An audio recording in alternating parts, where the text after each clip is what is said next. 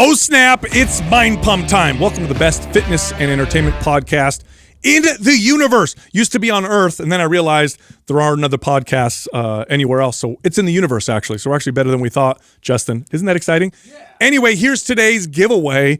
How would you like to be a part of one of the best fitness groups in Facebook? Okay, so we have a private forum that you can go in. Normally you have to pay for this. You get in there, there's other trainers, other fitness professionals, other fitness enthusiasts. You can ask questions, you can have fun, you can share memes, you can get into crazy debates. It's a good time. It's also a little wild. Anyway, today's giveaway is free access to the Mind Pump private forum. Here's how you can get that. Leave a comment in the first 24 hours that we drop this episode. Make it a good comment. Also subscribe to this channel. Turn on your notifications. If we pick your comment, we'll let you in the forum for free. No money whatsoever. Also, we have 2 workout programs on sale right now. MAPS Performance and MAPS Suspension, both 50% off. Go check them out. Head over to mapsfitnessproducts.com. Just don't forget to use the code September50 with no space for that discount. All right, here comes the show. Lori, always great to have you. You're one of our favorite people on social media, let alone favorite females on social media, just favorite people in general, because you are one of the few people that presents accurate, good information consistently. So we're happy to have you. Thank you. Come on the show. So you had some ideas of stuff you want to talk about, and we all love the idea. So essentially, it's like some of the biggest lies that women are told. So we were going to talk about kind of the biggest lies that women are sold or told in the fitness industry and nutrition industry, because it's like there's so much poor messaging out there and there's so much snake oil. And I think ultimately when we look at nutrition and we look at fitness, we can make money off of it and people can monetize it. And so it's like the more sexy, the more extreme, the better it sells. Like the classic stuff doesn't sell well, but you tell somebody, oh, hey, I want you to do this really extreme thing and it's going to be really hard and you're going to suffer a lot to do it. And people are like, oh, yeah, like sign me up. I'm listening. Yeah. Isn't that interesting? I feel like women have been sold more lies in the fitness space than men, too. Do you guys think you agree? Totally. They're targeted constantly. Part of it, I think, and I'd love your input on this, Lori, part of it, I think, is that women they make up a larger percentage of the just consumer base in general. Oh, yeah, for sure. I mean, men don't buy things. Like women love buying things. So that naturally happens as well. You know, it's like, I'm sure I would love to hear is like, even with Mind Pump Media, how many consumers are actually female versus male? Because I would assume it'd probably be. You know, it's funny. As a trainer, I'd say 70% of my clients at least were women. I think that's true for most trainers. With Mind Pump Media, it's pretty close, 50-50, I would say, which is not bad considering it's just it's 3 dudes talking fitness, right? So what does that tell you? That we're very feminine. Yeah. We try. We try to team it down, but I do think it's the other reason is that women also historically have been targeted and told that they're not beautiful enough, they don't look good enough. They're not, up to par. And, oh, here's our makeup, here's our shoes, here's your dress, here's the things you could do to make yourself look better. So it's like natural that we could move that into the fitness space and use the same tactics and get people to buy I mean, the industry tells you that you need to be leaner and you need to be thinner, but you need to be more athletic looking, but you can't be too small. You have to have a big butt too. It's like it's all these things, and it's like this moving target that's like you just can't do it. Like I think my best friend and I were actually joking about this, and I was like, man, I would love to just make a social media post and it'd be just like one spot would say like have a big butt, have abs, and then like being able to lift heavy weights, performance, whatever, and be like, pick 2. Like, you can't do, it's really hard to do all 3. And yeah, most people are like, oh, well, I want a really big butt, but I also want to be shredded, and I want to have a 6-pack, but I want to be able to, like, hit PRs and, lift all the weights. And it's like, we can kind of get the best of both worlds, but it's like, they're all different opposite spectrums, right? Like, one involves having a lot of food and, actually being able to recover. And then, it's like, well, if you want a six pack, like you got to be tiny, you got to be lean, like you're probably not eating, with tons of food. But, like if you want a big butt, like you can't have a big juicy booty and not have the calories to, for your body to create that, right? So. I think that I almost think too that it's getting worse before it's getting better. And I think some of it has to do with, I dropped this stat on the show, like, I don't know, a long time ago when I first looked up, there's an app. I forget the name of the app, but it's like one of the most downloaded apps that allows you to kind of like manipulate your face and your body. It's one of those filter apps. Like Facetune or something. Yes, I think that might be it. Like, and the amount of people that actually use that is like crazy. And so I'll never forget the first time that I saw my two nieces. I have two nieces and a cousin. And these were different situations and I would have never guessed that they use it, because I see their Instagram and I know them in person, so that they look like it. I guess I've never really investigated, but even the slightest little details, I caught my cousin doing this, where there was a post of her and her girlfriends on the beach in a bikini, and she just shaved her hips in just a tiny bit more because it was just a bad angle where she's at, and they like justify it as like, well, you don't want to do a lot because then that's really fake. But it's become common practice to manipulate those things. So I think that's perpetuating the problem. Is like people think like they see Kim Kardashian, social media in general, right? Because, and I mean, I'm guilty of this too. It's, like if I'm filming a lifting set, I might, set up my camera. I look at it after, I'm like, oh, that was not a good angle. And then, you move the camera 3 or 4 inches, a different direction, and you look totally different, right? And it's even, I would say that, it's like we'll film with really high quality, like Sony cameras that are, shooting in 4K. And then if you shoot with your iPhone, like it looks like you're shooting with a potato, right? And so it's like, I actually I've been meaning to do that, where it's like, film one set with like the nice camera and then film one set with my phone and be like, by the way, like this is the same body, but like one can pick up more pixels, more details. Cause it's like, I think again, it's like on social media, like I'm 5'3", and feedback I get all the time when people meet me in real life is like, oh, I thought you were like 5'8", and it's just like, well, I mean, my phone's always on the floor. Like I look tall, but I'm not tall, right? We met. I don't remember where we were traveling. We were like, we were at an airport, and then we seen this guy. I'm not going to call him out, but we seen this dude that's got like a big Instagram following. And Adam's like, dude, he's like 5'3". I had no idea. And like, you look at his page and you think he's like 6 foot tall, but it's just little. Well, I remember afterwards, because I was so blown away by how much shorter he was in real life. And then I went, and you to the point you're making right now is, he does a really good job of like shooting all his photos like down to up. Yeah, like right? you learn your angles. Yeah, like, it just that's it. Just kind of comes naturally. It's not like you're trying to do anything special or smoke mirrors. It's just like you learn what angles look good. You learn what doesn't. But it's like for most people, on social media, and I mean, they've done Netflix documentaries about this now, where it's like how bad social media is for people's health, because it's like, even if I'm doing this, if I'm on my story, I'm probably using a filter. It's like I would never just like snap a picture and like pop it up on my feed. It's like I'm probably going to use some sort of preset so that it matches, the color and the vibe and the feel of my feed, or stuff like that. So it's like we just live in this world where everything's a little bit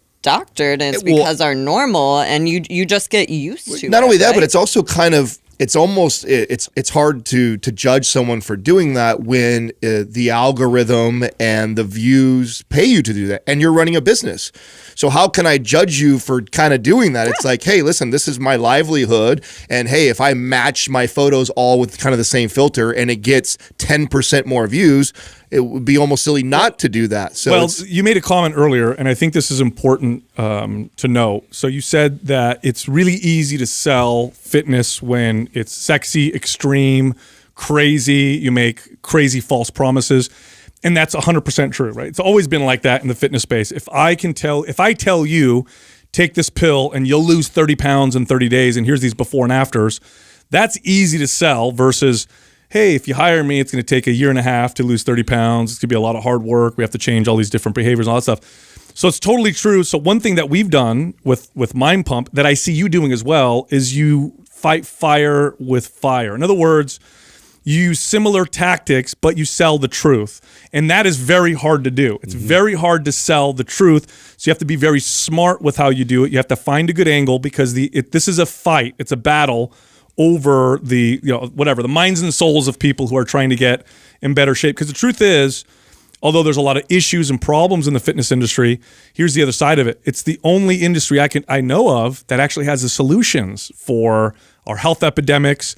There's the only people in the fitness space. There are only people in the fitness space that I know of that actually can communicate effectively proper relationships with food and loving your body. So it's, in real ways. So it's like, we have to figure out how to outsell the shitty ideas with the right ideas. Well, because like you said, it's like sex sells, and I think it's so easy. And, it's like Paragon Training Methods, my company, we were guilty of this too. It's like when we started our company back in 2018, if we did photo shoots, if we were shooting anything, for social media, the website, it would be like, I'm in a sports bra, super tiny shorts. Like my business partner, Brian, would be, shirtless. And so it's so funny now because it's like if you look at our social media, if you look at our website, it's like, I want clothes on. Like, I don't want my body to be the focus because that's not what we're about. And also, it's like, I don't want to be selling the idea that being, a thin white female is the ideal body type. Right. It's like, that's one body type.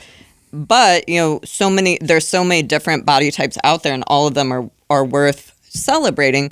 But health doesn't have a size, right? Like health and wellness doesn't have a size. And so it's like, when we start looking at messaging, it's like that was a conscious decision we made where it's like, when we are shooting content for our company now, it's like, I just want you to be, it's like we want to create FOMO and we want people to see our workouts and be like, dang, these people look like they're having so much fun. Like, I want to be a part of that rather than, again, just like, ooh, look at my body. Look at how, shred I am or jacked I am. And so it's like with both our companies, it's like what we do a really good job of is we're education first because education drives empowerment, right? So it's like with you guys, you have a podcast, you have blogs that you're putting out content every single day for free because there shouldn't be a barrier of access to people loving their body and understanding how to, effectively reach their goals, right? And so it's like when people ask my why, it's like every day, like that's all I do is just put out free content. And I'm looking at what are people struggling with? How do we put out resources for people to no longer be at war with their body, to love their body, to effectively, whether it's you're trying to lose body fat and get healthier or, you're trying to gain muscle, you're trying to get a more athletic figure, there's so much bullshit to weed through. And so how do we effectively help people get there? It's education first. And we don't get that in school. We don't, how many people go through school, they graduate, maybe they even get a master's, and it's like they still don't know how to feed themselves and they don't know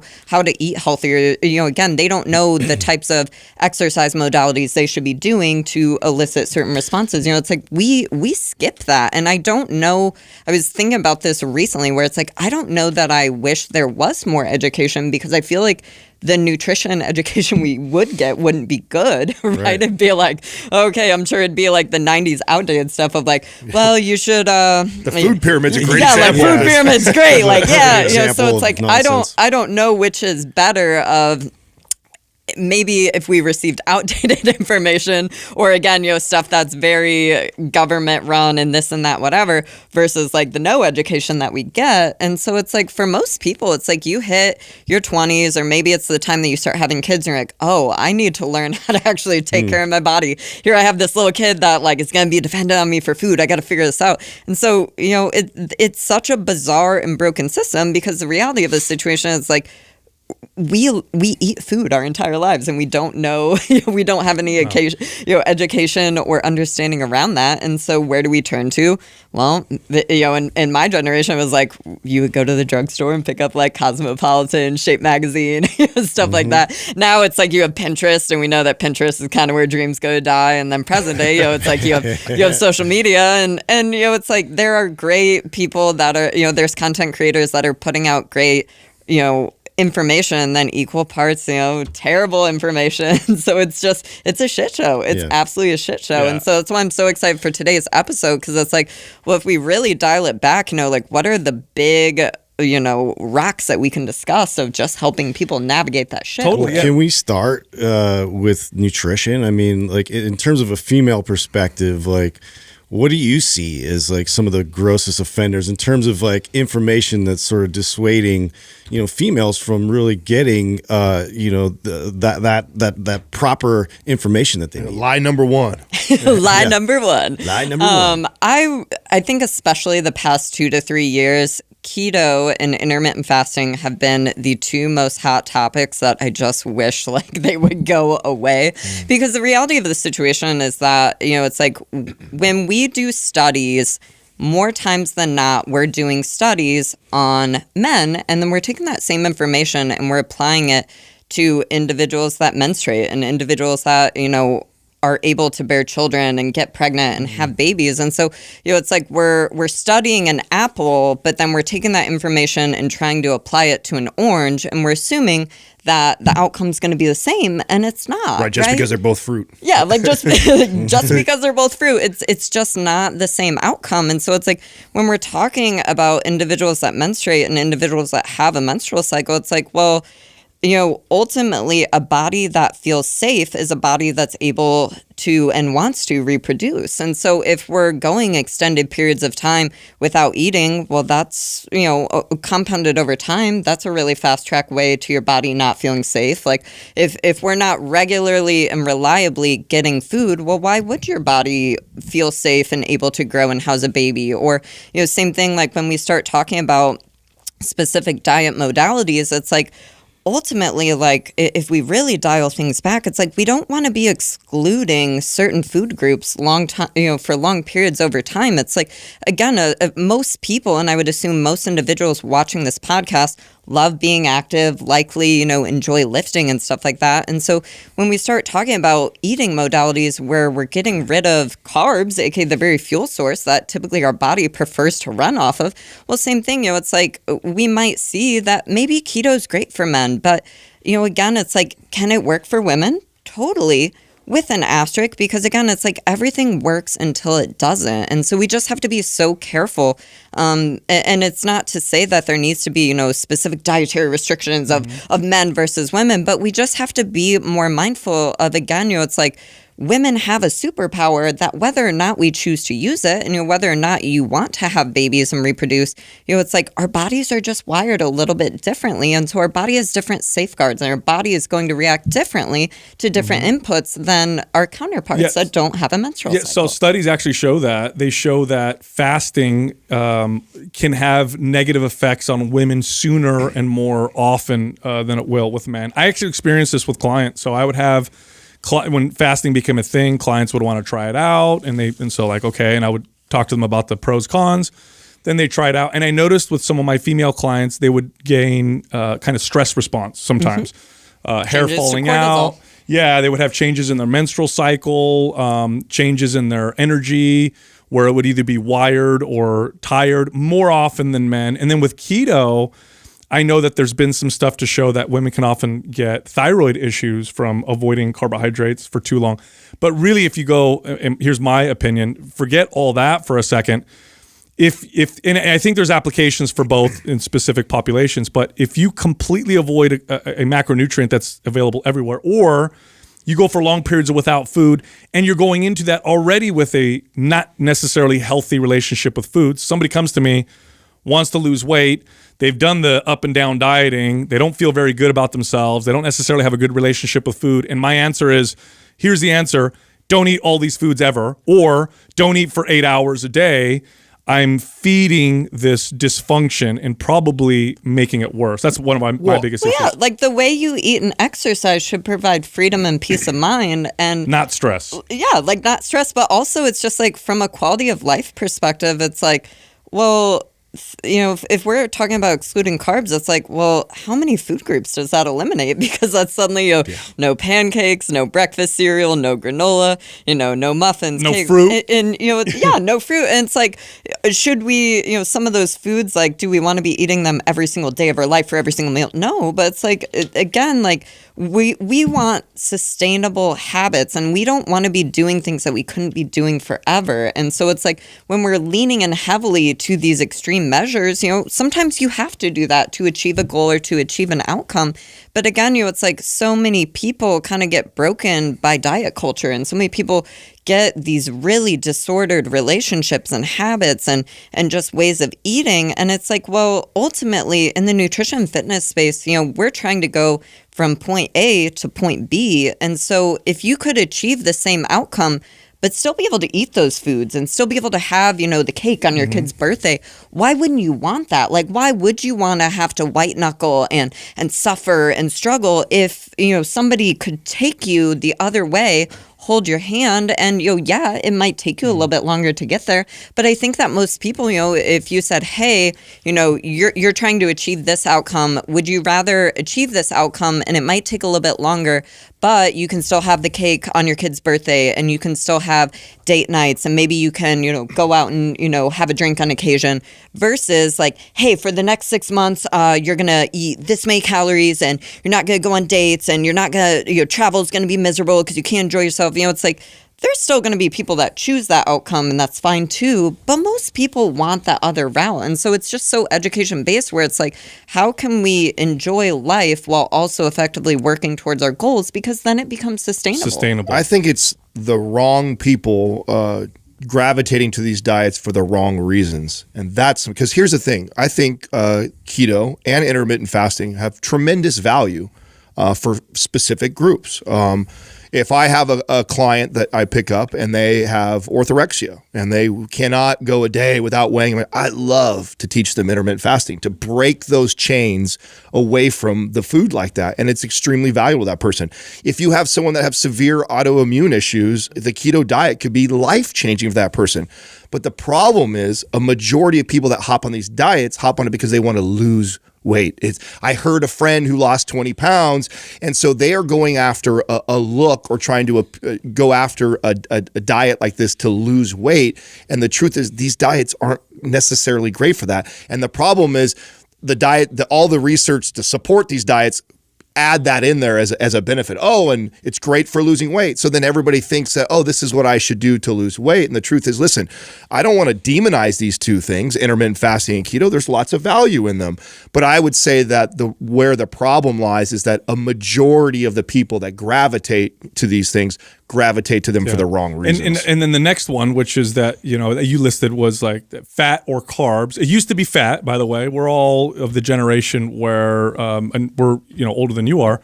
I remember when fat was the problem. Yeah, everything was about fat. Wasn't Eating it fat Time makes you fat. magazine had it was like scrambled eggs and then like the bacon was making like a sad face, and I forget what the headline was, but it was like that was like I one of the remember big things where it was like fat is bad. And it's still like, if I work with clients that are kind of in like the 45 to 60 age gap, you see that. You see that on food logs where it'll be like everything is like low fat yogurt, low fat this, it's like you're only eating super lean cuts of meat. So it'd be like chicken breast, tuna, tilapia. Well, the grocery store still provides it. So that's how it's still a prevalent problem in our industry, because there's still tons of everything low fat, non-fat stuff. We got hammered for decades that fat was bad for you. Literally, everything was about how bad fat was, which is hilarious. There's the picture right there. We'll post that up on this video. But it's crazy considering fat, especially fat, is an essential macronutrient. In other words, if you don't eat enough fat, you die. I don't care what your calories are. In fact, there's a condition, I can't remember the name of it, but trappers and hunters in the wilderness of the Midwest, back, I don't know, 100, 200 years ago, some of them would starve to death even though they would catch tons of rabbits to eat. Yeah, but they would starve because the rabbits were so lean. So I forgot the name of it, but it was like rabbit starvation or something like that. And they would die or go mad because they didn't have enough fat. And here we are telling people fat is bad for you, which is, now on that tip, I'm sure you'd get clients like this. I used to all the time, where especially females, they show up, you talk to them about their food, and you're like, let's increase your fat and see what happens. And then boom, boom, my skin looks better, my hair looks better, I have so much more energy, I feel better, my libido's back. Like, Well, you see and that? the thing is, it's like healthy fats are so important for so many different things in the body. So it's like if we're talking about, joint health, if we're talking about, like you said, skin and skin conditions, that's absolutely huge. Especially, when we're talking about omega-6 and omega-3 fatty acids, it's like if you have a super inflammatory diet, we can change a lot of those inflammation levels. And that shows up in things like your skin and your hair and, how you feel in the day-to-day and how you recover from workouts.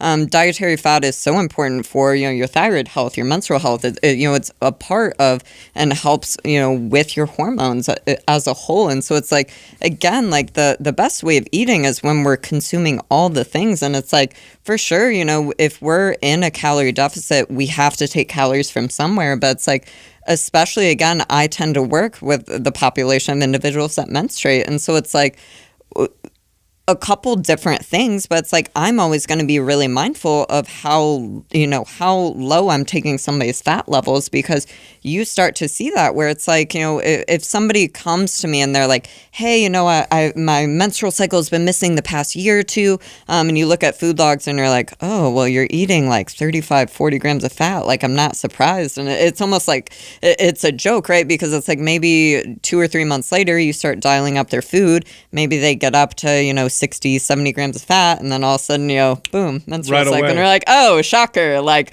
the one thing that, contributes to all this. So especially with the menstruating population, it's like we just want to be cognizant of that. And so, it's like everybody is going to have different food needs, but we kind of start looking at minimums where it's like you'll notice certain trends where it's like, well, if you're eating really, really low carb, that can be such a big driving factor for thyroid problems or hormone and menstrual cycle problems.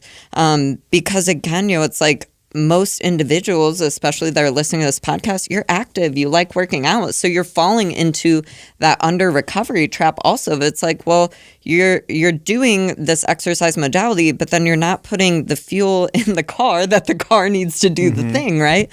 So it's like with both of them, it's like we have to find, everybody's going to be a little bit different on how many carbs a day they can tolerate and how many carbs they need to support their activity levels in the gym and outside the gym and stuff like that. But it's like we really start to see issues when we go the extreme. So we don't want to be super low fat. We don't want to see super low carbs. It's like we want to be eating all the macros. And the big no carb movement happened because somebody capitalized on the fact that everybody was saying low fat for so long. So one of the most effective marketing strategies in the Go world the opposite. is go the opposite, and you get a lot of attention. So Atkins comes out with his book in the 90s, and he said the opposite of whatever everyone else was saying. And because it's low calorie, of course, you'll lose weight on it. And it just totally blew up. The next point that you came up with, I love, because I have, my son's 10 months old. So my wife just had the baby, 10 months ago. And my wife is a trainer. She's been in fitness. Obviously I'm in fitness for a long time, but you still fall into this, like, right after you have your baby, you need to bounce back. And here's what you do to bounce back, get back to your previous shape. And women feel so much pressure.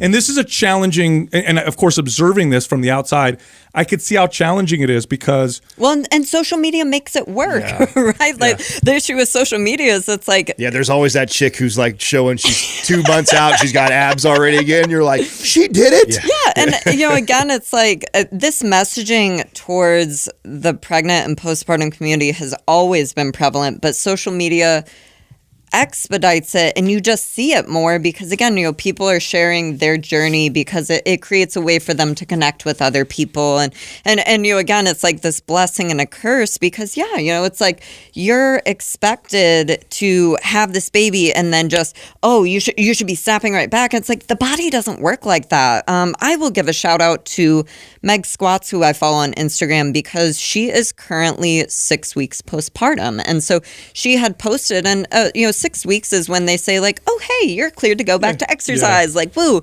And so her caption was incredible because she posted a picture of herself and she said like, hey, y'all, like, technically I'm cleared. My doctor says, woo, you're good. And I'm not ready to go back to exercise. And she was fit as fuck, prior to her pregnancy. Like, she was a power lifter and very in shape. And so I think that's so powerful messaging because again, it's like, here is somebody that was so athletic, and here she's struggling just as much, postpartum. And it's like everybody's going to have a different pregnancy. Everybody's going to have a different reaction. And then especially, well, how many kids are we now having? Because it's like, I used to see that all the time with clients where it was like, let's say kid 1, you were at 100%, and then, you had the baby, and maybe now we're at like 80%. And then by kid 2, you're like 60%. And, it just gets harder and harder for most people with every pregnancy, because it's like your body's going through such an incredible, but such a stressful thing of growing, carrying a baby for 9 months.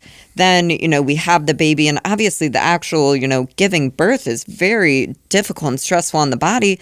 But then we slide into breastfeeding. You're not sleeping a ton. You're not obviously, super recovered for how many months because you're just caring for this thing. And then we expedite. Oh, hey, well, I know you just had a baby and your body just did this incredible thing the past 9 months, but like now you need to look just like you did before. And it's like, that's not how it works. Like if we have surgery, how many months does it take for us to get back to, usual business? Great point. It's a lot. Yeah, great point. Here's a big one that I would focus on with pregnant women who had a baby who also worked out, because it's a different challenge versus someone who didn't work out, right?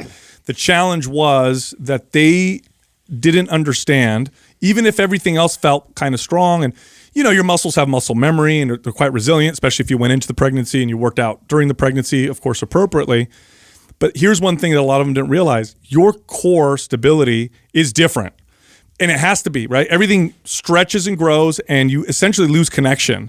So then they go back to working out and they're like, I can do barbell squats. I used to squat with 135, so I think 105 is fine. They'd go to do squats and everything feels okay. And then the next day, like, why am I hurting in my back? And I'd be like, listen, your core has completely changed. We need to focus on reconnecting before you move forward. Pelvic floor. Oh my gosh. It's like the pregnancy, the entire pregnancy thing is, there's so many different variables. And like I said, everybody's so different, but it's like, being pregnant is expensive. Like you're going to doctor visits all the time, but then there's all these extra special steps where it's like, you really, like, one of the best investments you can make would be to be working with a pelvic floor specialist afterwards. Like, especially if you talk like the CrossFit community, that's super common to talk to moms, and they'll be like, oh yeah, every time I do double unders or I go for a run, like I pee myself a little, and it's like, that's a pelvic floor issue that we can fix and address. But again, you're like, there's not a manual like, oh, hi, you just got pregnant, do this, right? And so like,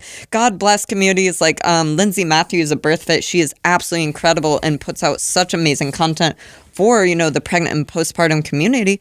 But again, it's like, if you talked to me 3 years ago, the only reason why I know the importance of pelvic floor health, and again, like you were talking about with core stuff and whatever, it's because I've worked with clients and I've like done the education around that. But most people don't know. Most people, again, it's like you have this baby, the doctor sews you up, and you go on your way, and you're like, well, 6 weeks, I'm gonna go back to exercise. And it's like, really, if you talk to a lot of experts in this space, most people are saying, hey, like the first couple months after you give birth, like, be doing a lot of core exercises and really taking it slow and a lot of restorative exercise.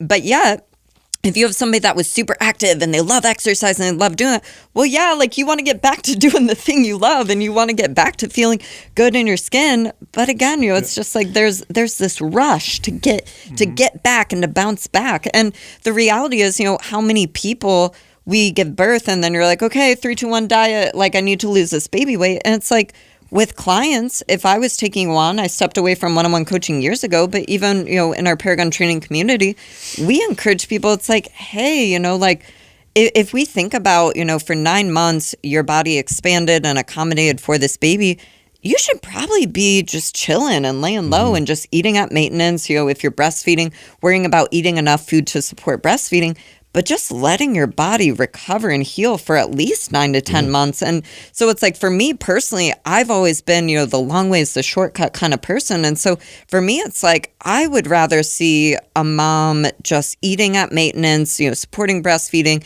returning to exercise when it feels good, really listening to her body, but just giving back to herself and giving time to just recover. Yeah, allow yourself to heal. And I want to see that for, 1 year, 1.5 years, because the thing is, we have so many women in our community that they did that. And then because they waited, because they gave their body time to recover, they gave their hormones time to just, rebalance and get back to a good space. And then when they diet, it works and they're Yes. able to quickly, get to where they're trying to go. But again, it's like that we talk about getting from A to B. And again, ultimately it's your journey, it's your body, it's you deciding how you want to get there. And you're an adult and you get to choose, what you're doing. But again, if we could play the long game, and option A is maybe we don't diet for 1.5 years and we're just eating at maintenance and worrying about feeling good and just giving back to ourselves. And then we're able to do, say a 3-month diet. It works. We don't have to go to insanely low calories. Maybe, Good point. if maintenance calories, let's say we spent the past, 1.5 years, we're at 2,500 calories. Well, and we're able to diet at say 2,200 calories, we quickly lose that weight 3 months later, and we have this banging body, we feel really great, we look really great, checking all the boxes. Reversely, option B, we have somebody that they give birth, and then maybe they have to go really, really low calorie, and maybe their milk supply isn't great because they're still trying to breastfeed, but they're still trying to do this thing because they're really uncomfortable in their skin, and I totally get that. But it's just two totally different outcomes that, again, a little bit of patience is going to create such a better setup for the future because, again, you're efficiently able to get there, and more importantly, how are you feeling along the way? And again, the breastfeeding thing is a very sensitive topic too, but it's like, well, ultimately, like you have a little that's dependent on your milk supply. So we just have to be cognizant of that too, of like, is that really an appropriate time to be worrying about trying to change our body and all of that? And again, there's no right or wrong answer. We have to choose what's right for, what we feel for ourselves, but it's just two totally different scenarios. So how do you find what's right for you? I think the psychological hurdle is more challenging than at least what I thought until I saw Katrina go through it. Right, so all of us, or most of us, I should say, got into exercise and fitness because of our, self-image, body image. Most of insecurities is what drove most of us to the gym. So you got to imagine that many of these ladies that get pregnant still have that. And imagine all of a sudden adding 30, 40 pounds to you, and then your body feeling so different, looking so different. It's storing body fat in different places. And I remember Katrina going through this because I've never seen her have body image issues. She's never common like that. She's a very confident woman. And I remember constantly having to remind herself, like, hey, you just had a baby. It's okay, hun.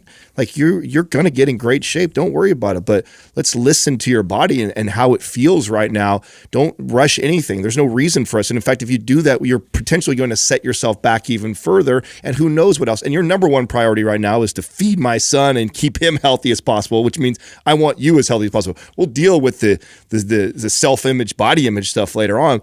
But I think that's part of why this is so challenging. We're talking about a lot of the physical things that are challenging, but I also think there's a major psychological thing that happens to a lot of women that see their body change so rapidly. Well, and I think one thing that I love about our Paragon training community the most, because we are mostly women, is that my very good friend Hillary that lives in Austin, she was talking about this where it was like, hey, I went through IVF, and here I went through pregnancy, and I did the hard thing, and I spent a couple months breastfeeding, and I'm now ready, like, to just get back to feeling good in my skin. Like, I did the thing, I did my part, and I loved that, and I loved hearing that because in the pregnancy world, we have so much guilt and there's so much judgment, and it's almost a damned if you do, damned if you don't situation, because people love passing on their opinion of, oh, you should breastfeed more, you should breastfeed less, or you should do this, that, and whatever. And so I think, again, just having the autonomy to,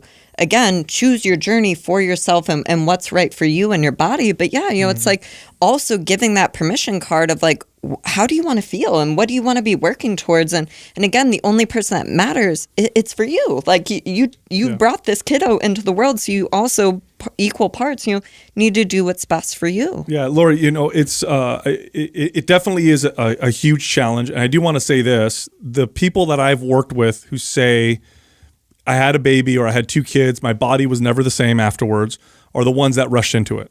because they went into it so fast. Not the pregnancy. I'm talking about the post-pregnancy working out, and they caused issues that they didn't solve later, that later become harder to solve. You're talking about pelvic floor issues. If you don't work on those things and you strengthen everything around it, it can be very hard to even diagnose. And you start to, why do I keep hurting? Why does my hip keep hurting? Or why do I have these issues? You know, I'm working out all the time. I'm very fit. Then you got to go to specialists. And lo and behold, there's some pelvic floor issues that happened 10 years ago when you had your kid. Now, you did mention calories. You said 2,500, 2,400 calories.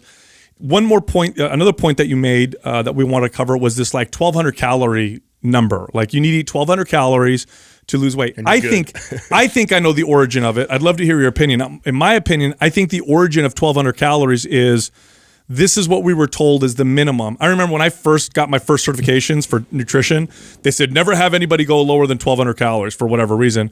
So of course that's where people would set their clients. Let's start at 1,200 calories. That's the least. It's a weird industry thing, and I don't transparently know where it started, but it's like you see that all the time. Like if I walk into say like a meal prep company or something, and I buy some ready-made meals, it'll be like, oh, here's 1,200 calories for women, and here's 1,600 calories for men, and you're like, wait, what? Like what? So I think that if I could go back in time and I just wish there was more education about how much food we all actually need to eat to sustain and do the thing, because again, it's like I think in the community of fitness, it's so easy to also hear information about general population versus, if you sit at a desk all day and we don't work out, your calorie needs are going to be very different than someone who's lifting and, doing the thing and totally, right? Muscle makes a big difference. But and so there's so many factors that go into how much you need to eat. But same thing, it's like,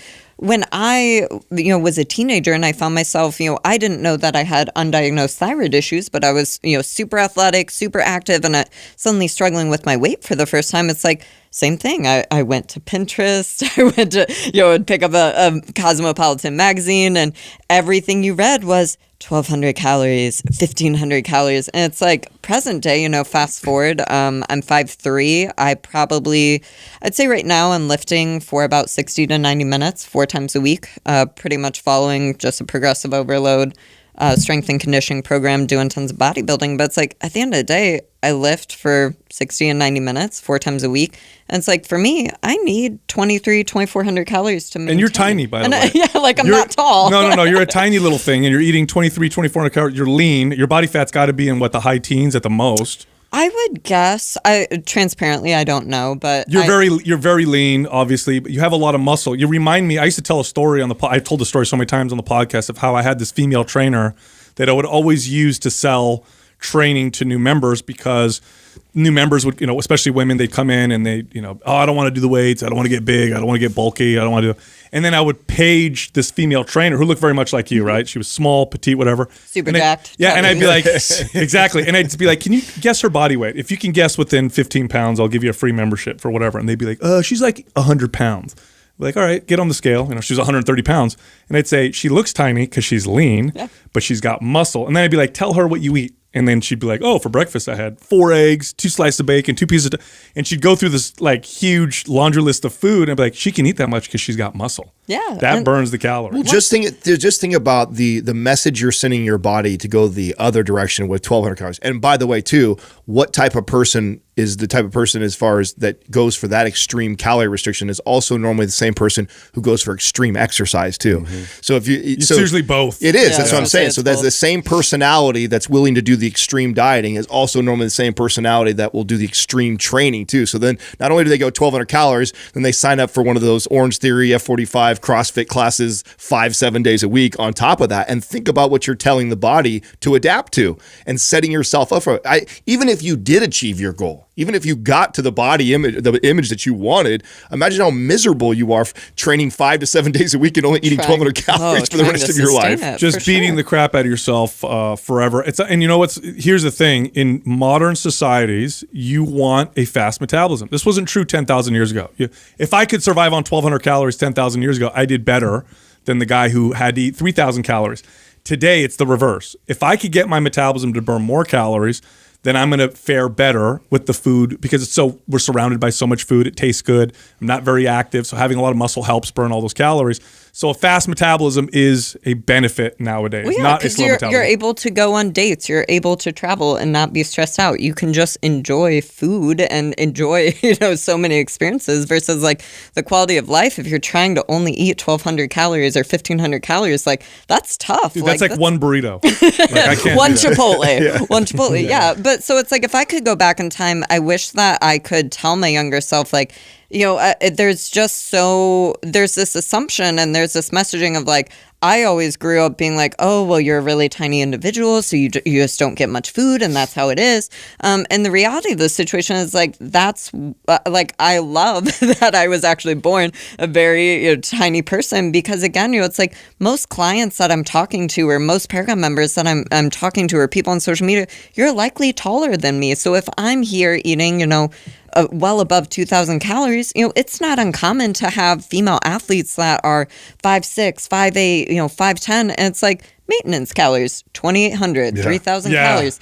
And yeah, again, if we talk on social media, you see, oh, full day of eating, 1,600 calories, and you're like, sick, dude, like what? Like, so I That think was breakfast. Yeah, so it's like if I don't like making generalized statements for the nutrition and fitness industry because there's so many things that go into this. But, if we're looking at active menstruating individuals, I would say that for most women, you are going to see you likely need a minimum of 1,800, 2,100. Maybe, again, the more active we are and the more muscle we have, the longer we've been training, kind of the floodgates open up for more leeway and more food. And How hard has it been for you to promote, like, with women to live in a surplus? So I had somebody, not about surplus, but I had somebody the other day, they messaged and they were like, my husband doesn't believe that you eat as many calories as you say you did. And same thing. I was like, I opened my phone. I'm just like, okay. And so I like stopped for a second. And so I was like, okay. So I like open up Chronometer as my favorite like food tracking app. And so I made like a video screenshot. I like went back a week ago. And it's like my present day tracking, I'm not really like trying to achieve a particular goal right now. It's like I'm literally just lifting. We're in a strength cycle. Like I want Intuitive eating. Yeah, like I want to deadlift like 2.7 times body weight, which will be super rad, and I will for sure rip that. Wow, But that's pretty damn good. you wait, it's coming. But it's like at the end of the day, I track my food every day, and I might have some days that's 2,200 calories. Maybe I did a lot of volume one day, so I might have 2,500 calories. But it's like I'm consistently, like I said, I'd say a good solid range, probably 2,500 calories. I'm always aiming to hit right around body weight and protein. And I don't stress too much about the carbs and fats. If I'm super active, I'm going to have a day with more carbs. And then reversely, if I'm like, ooh, I sat at my computer all day long, like might have a little bit more fat, a little bit less carbs. Exactly how we tell people. Just because the activity wasn't quite there that day. And so it's created, it's like I said, I don't stress about food. I don't have a lot of the disordered eating habits that I had so many years ago because again, it's just like, this is a part of me. This is what I do. If I don't track my food, I actually don't eat. So it's like, I'm always super stressed out. I'm always super busy with work. And so I track my food to make sure I'm eating enough food because otherwise what happens is, if I go without tracking for a few days, they'll be like, damn, I feel really terrible in the gym today, or like strength's just not there. And that's like, I'll like track my food and be like, oh, well, you ate 1,500 calories today. Like get it in, sister. So it's like, for me, I know that so many people find macro tracking, super obsessive or super stressful, but it's like been doing it over a decade and it's just something that I do, just like doing my laundry or going to the gym, it's just part of my life. But for me, again, I love doing it because if I don't, I feel like garbage. You've developed a good relationship with it. You've mentioned a lot of people who menstruate or having your period and the changes that can do to your body in the sense of how you might react to food and diet and exercise. One of the other points that you put up here was that women are told that their period is not important or that you don't need to have one. Like, it's not a big deal. Like, oh, your period is all over the place. We'll control it with this hormone, or it's not that important. Like, why is this not a good message? Yeah, so ultimately, our menstrual cycle is one of the best underlying indicators of our health. And so we don't get a lot of feedback, about that from our body, right? But, for individuals that menstruate, it's like we should have a menstrual cycle. It should probably happen every 27, 28 days. It should be relatively symptomless. But yeah, the messaging that I grew up with, and I really didn't learn about women's health and hormones and all that stuff until literally I was 28 years old. And, I was struggling with a lot of just symptoms and stuff. And so I started reading a couple of my favorite books is Laura Brighton's Period Repair Manual. Great book. Dr. Jolene Brighton, who y'all have had on a couple times. She's incredible. She wrote the book Beyond the Pill. Laura Brydon has since gone on. She basically wrote a book for individuals going into perimenopause and menopause. And so that's called the Hormone Repair Manual. But it's like, it wasn't until I read these books at 28 years old, that I started to understand, oh, it's really important to have a menstrual cycle. Whoa, but it's like there's so much messaging out there where it's like it's totally normal to have menstrual cycles, that you have really bad PMS, and it's totally normal to have cramps, and it might be totally normal to like miss school or stay home from work because you're on the rag or whatever it is. And it's like the reality of the situation is like those are all symptoms that we might be dealing with hormone imbalances, and whether what those levels look like with your estrogen, your progesterone, totally different, depends. But it's like when we understand that's a really good radar on our health, well, maybe we're an individual that we love training, and we're super into fitness, and we're super into nutrition, and our menstrual cycles goes missing, and we just go, oh, well, that's kind of cool. Like I really want to bleed every month anyway. Like this makes life so much easier. Like that should be, it's like we can use our menstrual cycle as feedback from the body of, oh, maybe my body's not picking up the things that I'm putting down. And whether that's, our frequency with drinking things like alcohol, maybe that's again, the way that we are exercising. Are we training 5 to 6 days a week, doing super strenuous, super high intensity exercise, or reversely, are we working out 3 to 4 times a week and, putting in strength and conditioning or whatever it is, it's like our body is always it's like our body's always trying to communicate to us. But as a society, we've gotten really bad at being able to pick up the phone and listen. And so much of coaching individuals is getting people to reconnect with their body and pay attention to, again, well, so many people use the scale as an index of their success and stuff like that. But it's like, when we're coaching people, we're getting them to look at, well, what are your energy levels like? What's your sex drive like? How are we sleeping at night? Are you waking up multiple times a night, or reversely, do you sleep through the night? How are you feeling in the gym? Are you regularly hitting PRs? Are you seeing, changes in your muscle and body composition? If you're trying to diet, is it going successfully? It's like when we start getting people to pay attention and kind of step out of their body and start analyzing those things and the things that really matter versus just, hyper focusing on the scale. That's where the money's at, because again, it's like if we're feeling really, really good, that's sustainable, and that's what we're looking for, right? Laura, you're a good person to ask this. You said something that's really interesting to me, because I remember getting a lot of clients that would actually say things like, "Oh, I get really bad periods. Like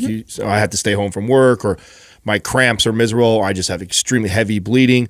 Are there, have you seen like common offenders? Are there common, like when someone says that to you, are there like okay, I'm going to ask this or look for this or look for this? Are there common things? Sure. Well, and I mean, I was one of those people. So it's like for me, I was the kid that in high school, I had really, really bad cystic acne. I had periods that were so painful, so uncomfortable that I would miss school for days on end. And so my mom did what I think most individuals experience is like you go to your OBGYN, they write you a prescription for the pill, and it's like, oh, dang, like my skin is suddenly clear and glowing, and like either, I don't have a menstrual cycle anymore, or, everything gets better.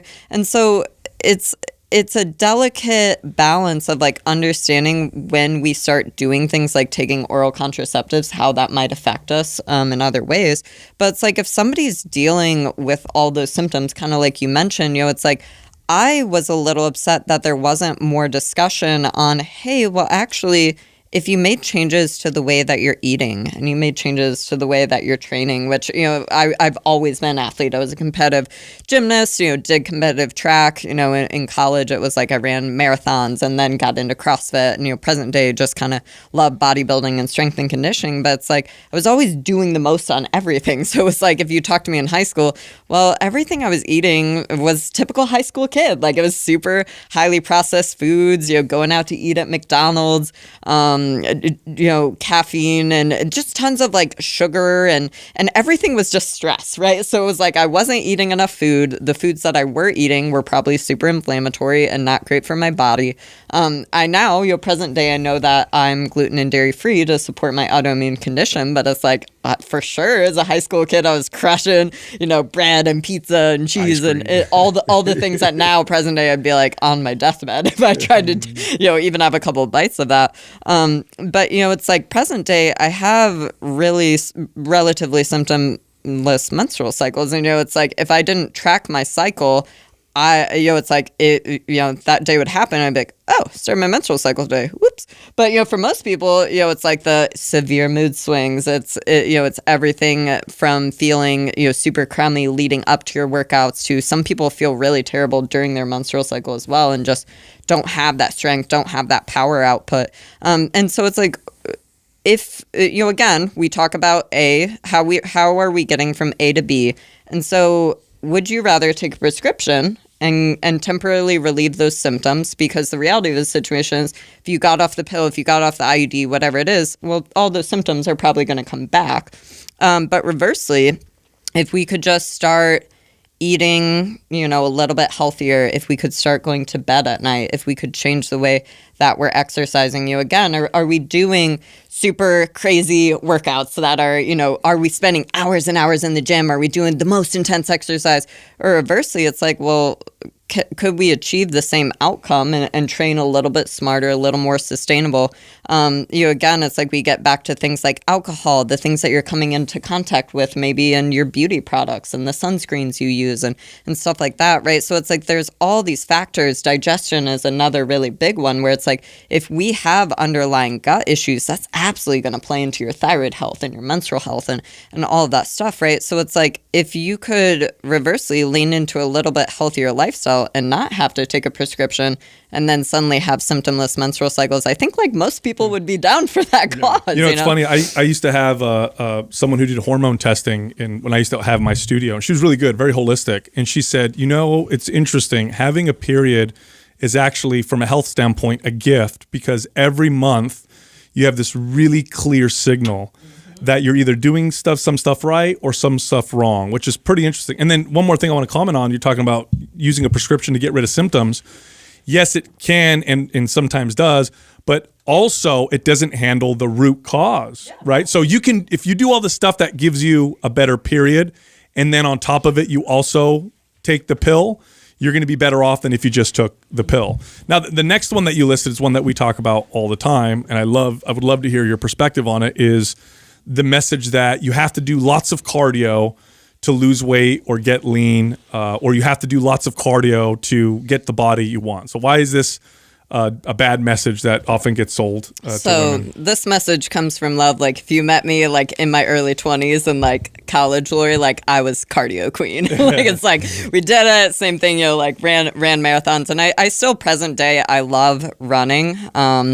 It's one modality that I have super long legs. Like I am a gazelle. Like I don't even run that often, but I just moved back to Dallas and there's a 5K on like the Katy Trail. And I was like, ooh, I kind of wanted, I haven't emptied the tank in a while. Like I should just show up and go like smoke some people. Like this would be fun, right? But the thing with cardio is that it's like, if you enjoy it, do it, but understand that like when we're looking at health benefits and stuff like that, it's like, if we are getting activity outside of the gym and we're getting 7,000, 8,000 steps a day, that covers us on the basis of cardiovascular benefits and just overall, health and well-being. But it's like, you don't have to do cardio to look good. If you're trying to achieve a caloric deficit, however you achieve that caloric deficit, you could do that purely via food. You could do that partially, via food and the way you're exercising. But it's like we see so much messaging where it'll be like, doing my steady state cardio for 60 minutes on the stair stepper. And it's like, well, yeah, like, Every yes. bikini model. Yeah, like, yes, you can do that. Again, you can create your caloric deficit via cardio. But reversely, again, it's like when we're talking about you get to choose your own adventure. And the best way to achieve your goals is probably to enjoy yourself while you're doing it. Well, if you hate cardio, understand that you don't have to do cardio to achieve a good body composition, right? Like, ultimately, if we're talking about an athletic looking body, if we're trying to achieve that, well, that's probably a body that has a lot of muscle and, a leaner body fat percentage. Well, you're going to achieve that likely via lifting heavy on a progressive overload program, or you're going to achieve that body type through doing, periods of caloric restriction and then going back to maintenance and then caloric surplus to gain muscle and put muscle back in your frame, right? And so we're kind of whittling our body down. But it's like, again, if you enjoy cardio, by all means do it. But I just feel, and again, I don't know if it's just social media, but I'm just like, if I could never hear the word cardio again, like it would be too soon.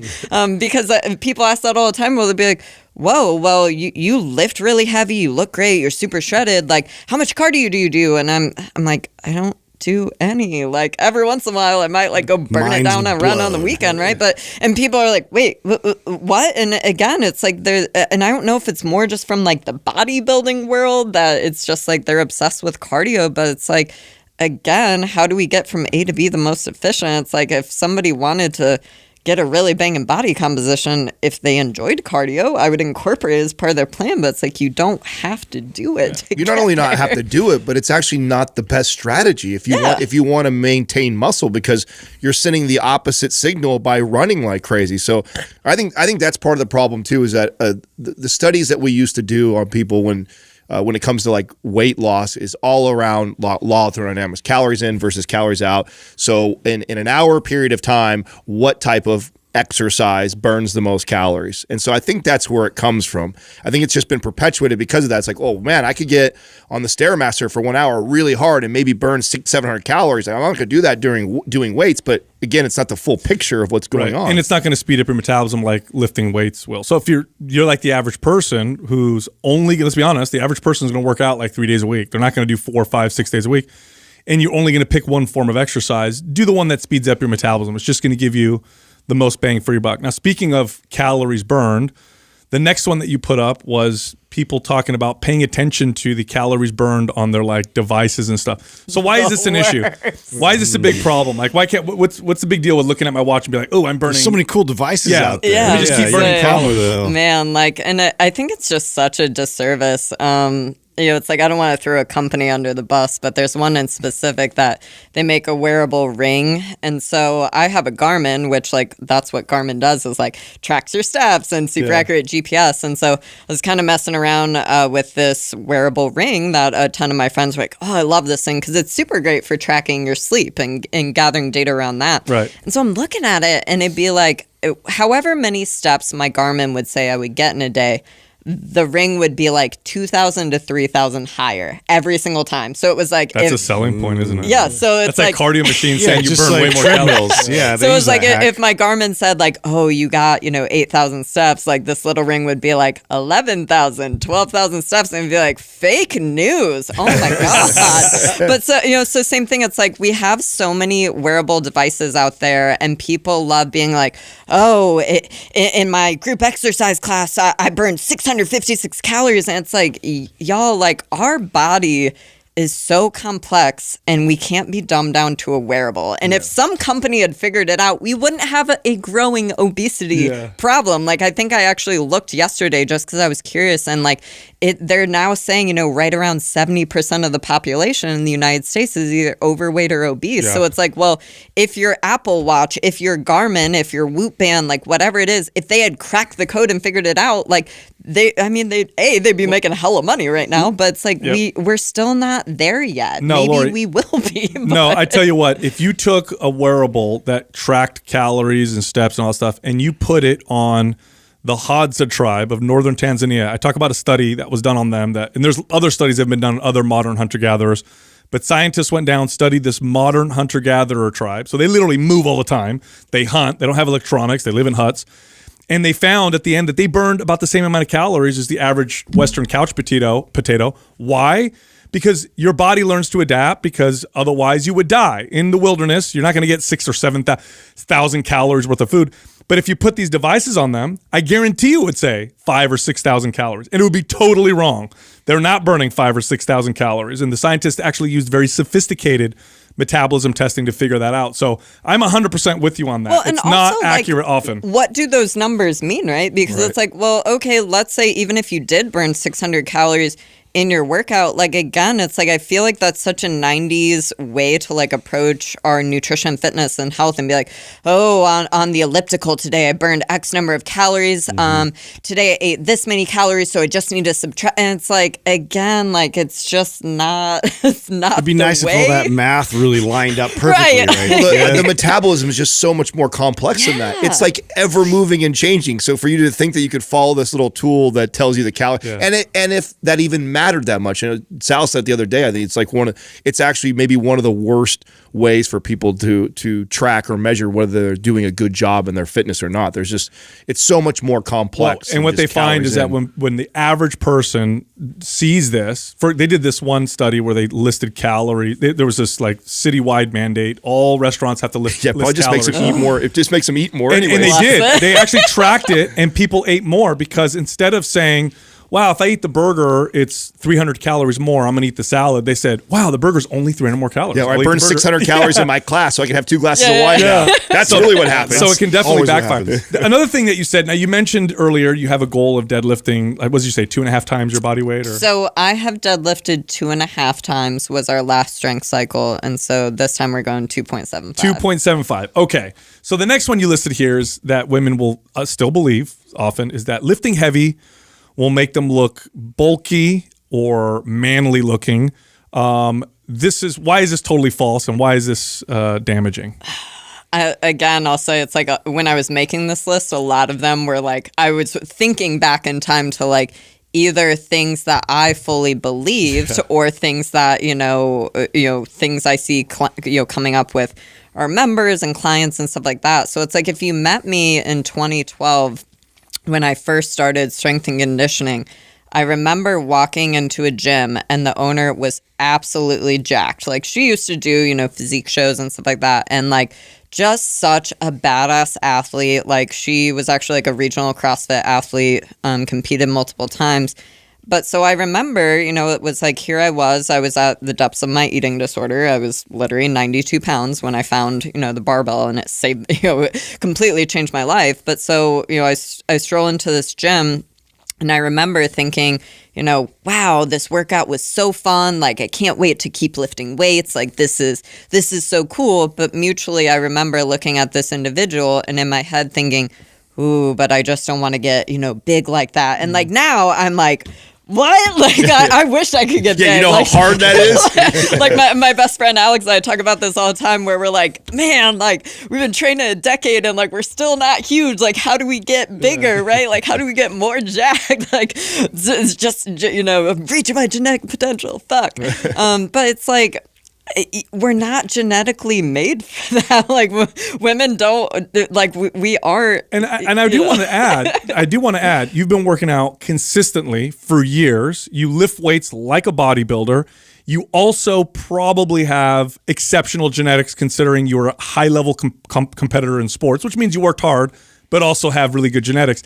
The average person could lift weights all they want, and what they'll probably accomplish after years of doing so is a sculpted, toned or whatever body. Yeah, it's like, you don't lift heavy enough to get big. Yeah, Like, that's really the hack, right? You got a long ways to get.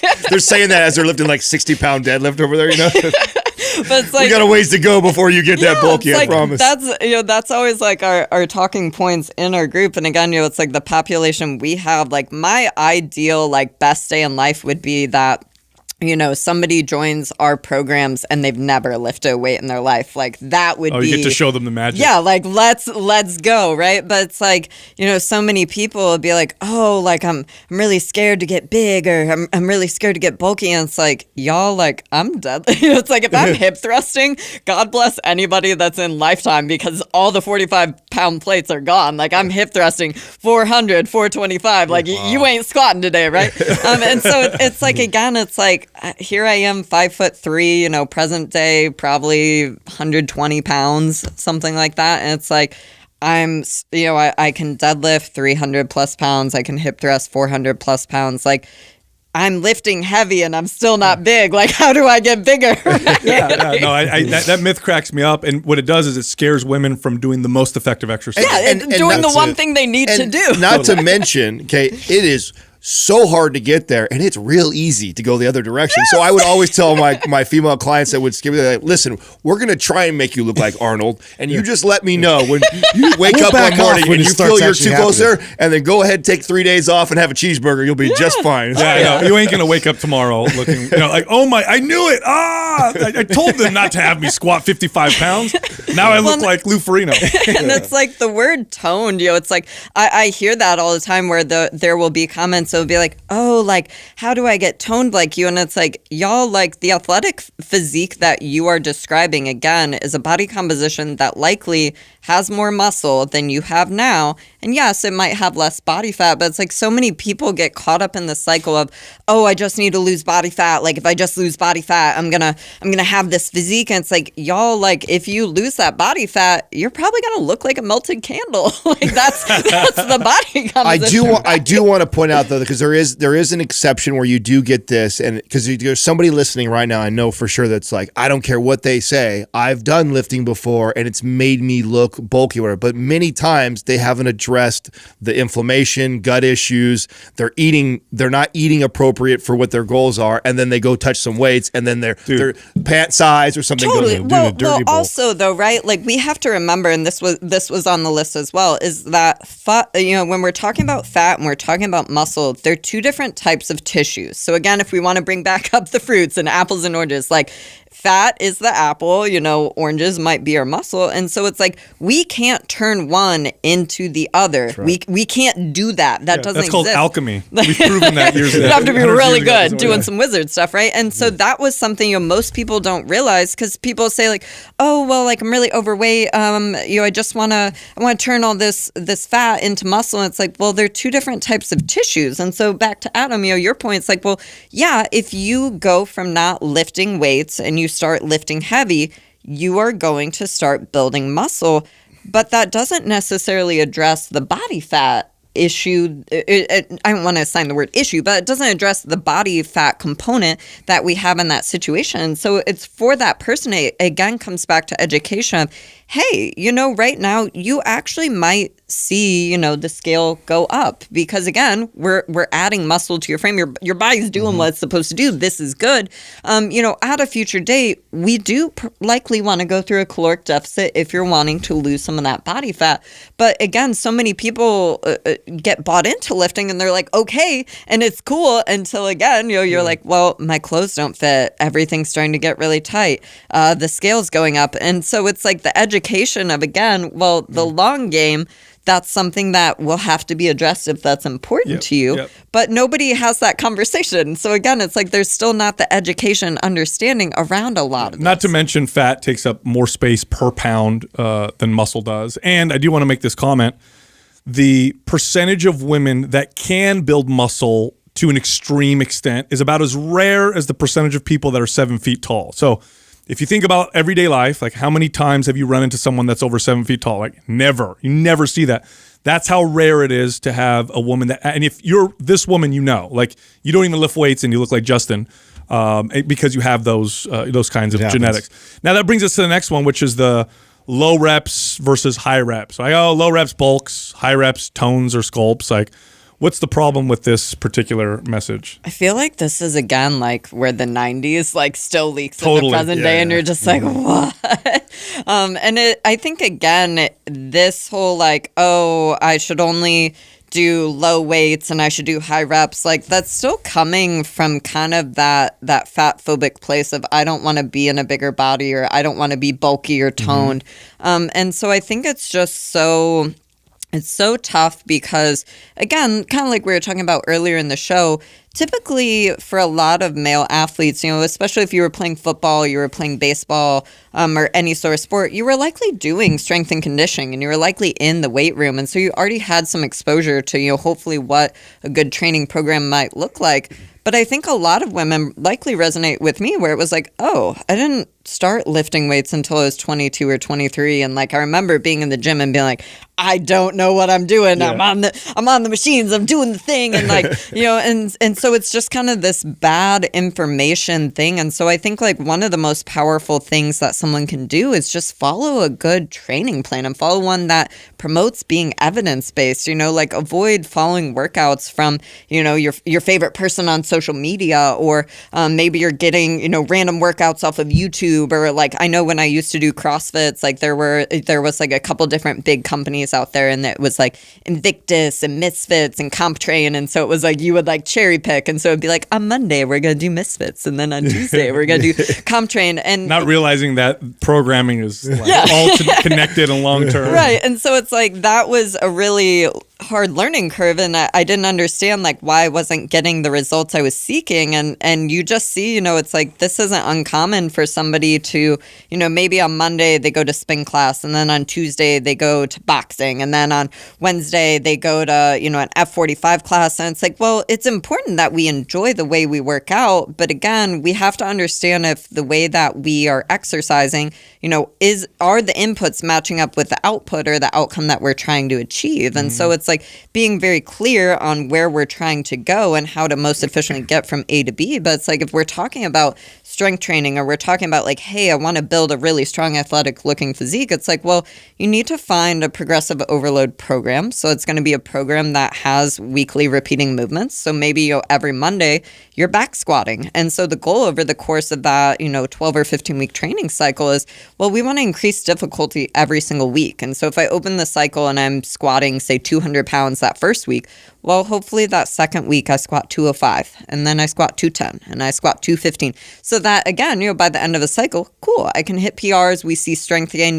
we're repeatedly performing a movement so we can get better at it, we can build muscle, our body gets stronger. And so for so many people, it'll be like, oh, well, I get bored of workouts really quick, so I want random training or this and that, or like I need to confuse my muscles. Like that's another, like, I don't even know where that came from, but like, please, I hope it burns a fiery death, right?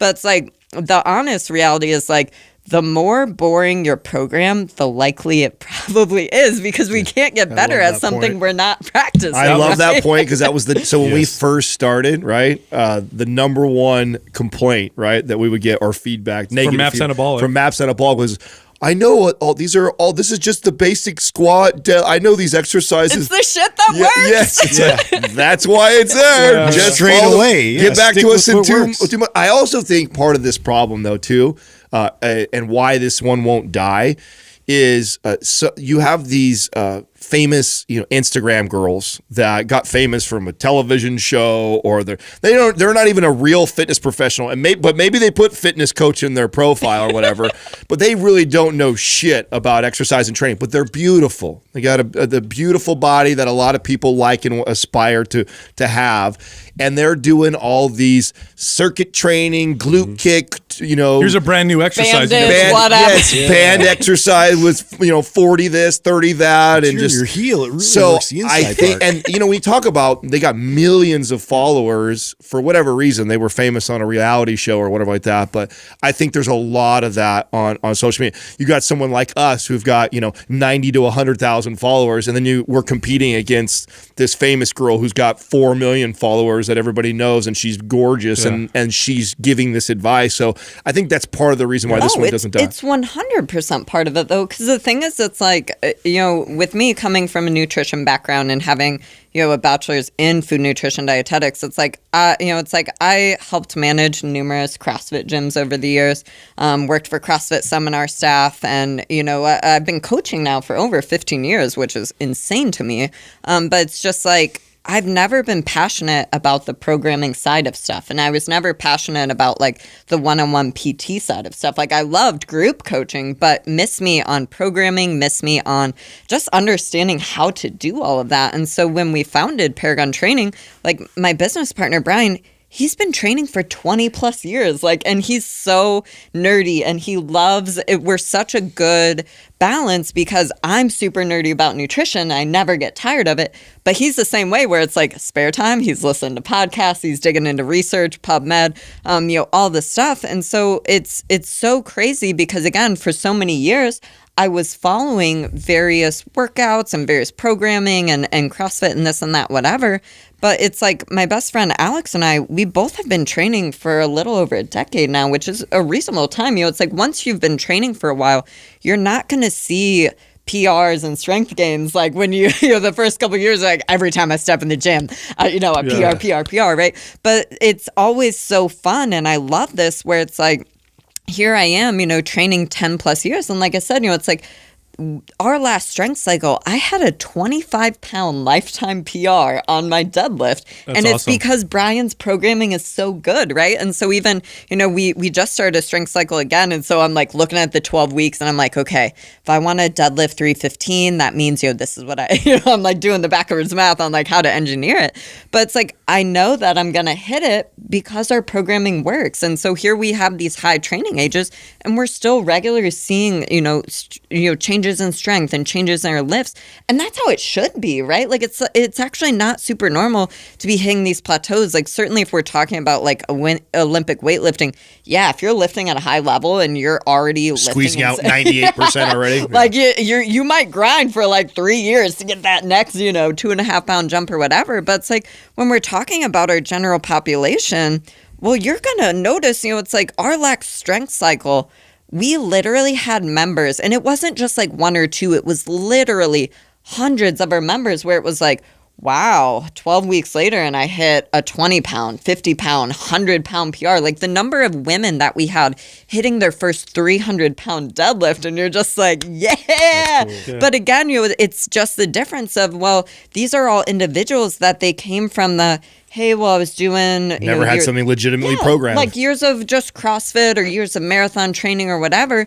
So you get really intelligent programming that's prioritizing recovery and that, again, we're just letting the body do its thing. Like, holy smokes, man. It's a science. Programming, workout programming is definitely a science. And here's the truth. Low reps, high reps, they all build muscle. And it's just how you program them in your workout determines whether they work. One doesn't tone, one doesn't bulk. They both build. There's building and there's shrinking. That's all muscles do.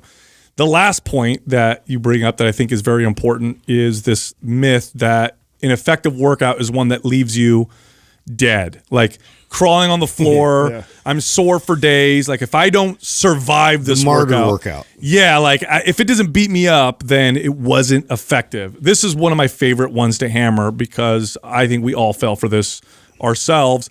And it was the biggest game-changing moment of my life for my own training when I realized that if I left 2 in the tank per set, or if I left the workout feeling better than I went into it, my body would totally progress, and it would progress consistently. Yeah, and we were talking about this, off air before, but it's like, again, it's like in your 20s, like that's fun. Like you're like like catch me at the gym for hours on end, and it's like it's fun to do those workouts, no doubt. Like still every single year, my oldest brother actually got into CrossFit a few years ago, and so it's our family tradition that every year we'll do the famous memorial workout Murph together, and so we'll cool. go do push-ups, pull-ups, run the whole shabam, and it's our little like family bond thing. We take our sweaty selfie after, and it's just it's awesome. And same thing, like it's so funny because I'm so far removed from working out in that way that it's always like a good reminder of like, yep, go back to working out the way you work, because it's like when I switched to more bodybuilding and strength and conditioning style workouts, the biggest change that I immediately noticed was the difference in my mental clarity and how I felt after workouts, because it's like, if I were to go do a CrossFit workout, at whatever point I left the gym, I felt like a zombie. It was like I couldn't, my workday ended at whatever time I went to the gym because I would leave myself, rolling on the floor, redlining, max out. And, it's like, again, that's fun. But we also, again, if we come back to this whole like, well, what goals are we trying to achieve and how do we most efficiently get from A to B? It's like, if we could work out in a different way and work out for less time, feel better and more quickly achieve those results, like, would we want that? Because for most people, absolutely. Totally. And so it's like, again, just understand that inherently exercise is stressor. Like, that's the point. That's how we achieve, those adaptations, whether that's losing body fat, gaining muscle, getting stronger, hitting PRs, whatever it is. Like, that's duh.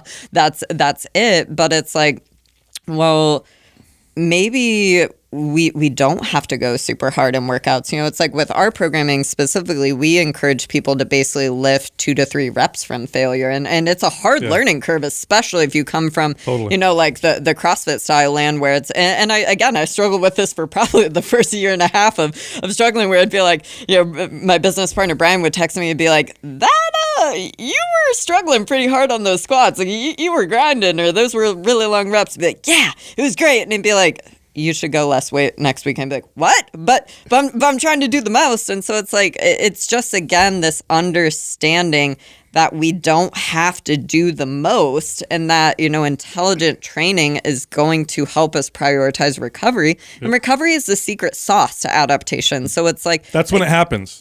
That's when you adapt. It's funny, as when I would manage gyms and have trainers working for me, when I could finally convince trainers to train their clients this way, because I would tell them, your clients should leave with more energy and should leave your session feeling better than they walked in with. And it was a struggle because a lot of trainers were like, no, I got to beat my clients up.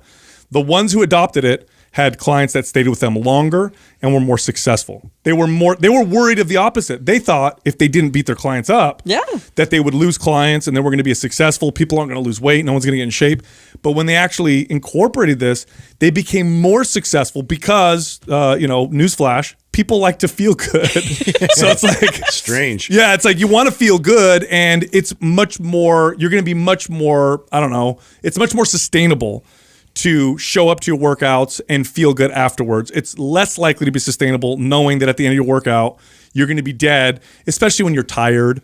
Maybe you're not motivated like we all get sometimes. Like or you injure yourself, which is another big one. Dude, and as you get older, like that's the biggest thing, right? Like Justin and I was telling him about this yesterday, where it's like the older I get, that is my number one goal, is like, don't get injured. And not just like in the gym, but it's like, if I go snowboarding, it's like, don't fall, don't fuck this up, don't get injured. Because it's like, I just want to keep being able to come to the gym. I want to be able to do the things I want to do. It's like, there's nothing worse than being injured or dealing with this nagging knee pain or hamstring pain or whatever it is. It's like most people have kids and a family that they want to keep up with, or again, it's like the gym is just part of their life.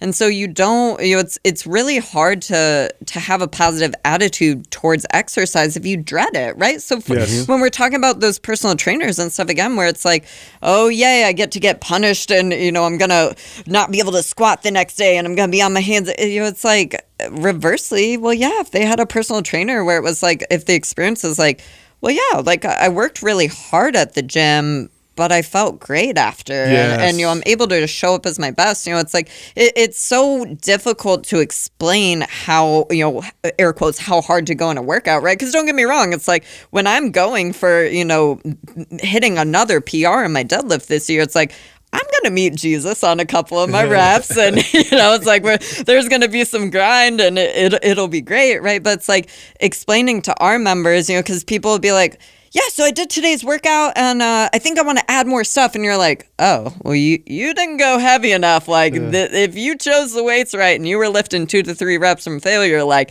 your legs were shaking, you got out of breath, and it was hard.